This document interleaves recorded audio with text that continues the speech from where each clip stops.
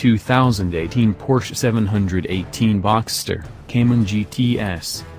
The greatest pleasure to be found in Porsche's 982 chassis 718 Boxster and 718 Cayman exists between the edge of grip and the edge of control.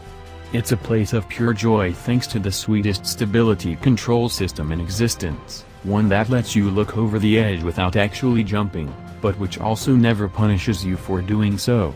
These are machines we've appreciated for years now, approving enough of Porsche's least costly sports car in either its roadster or coupe forms, or both, to award them 1910 Best Cars Awards, including a 2018 honor.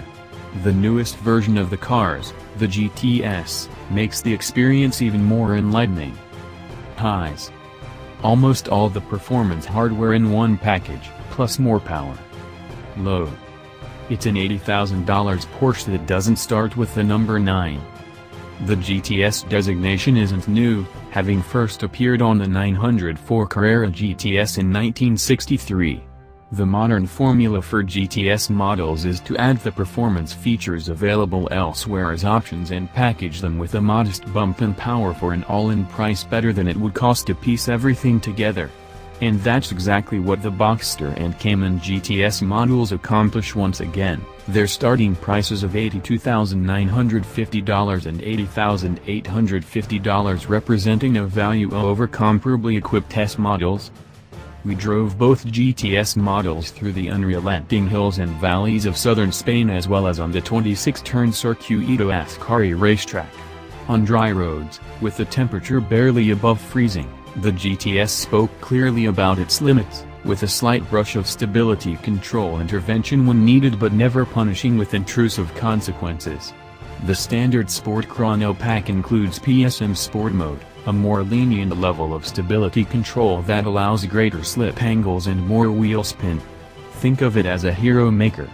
Still, with so little grip and being on cold rubber, the limits were low until we found the right surface and drove heat into the tires.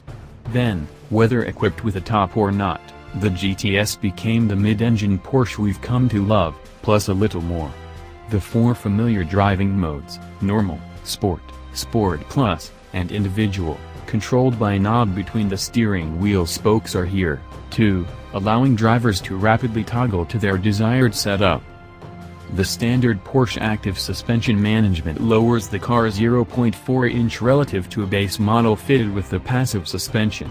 PASM constantly adjusts the damping rate over 2 overlapping ranges depending on the selected driving mode. It can also be decoupled from the selected mode via a button on the center console. The optional PASM Sport suspension lowers the GTS a further 0.4-inch.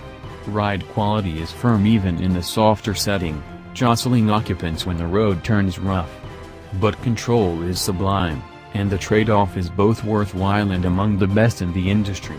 Sport Plus was our preferred driving mode at the track, but on the road we regularly dial the suspension back to its softer setting to allow better compliance.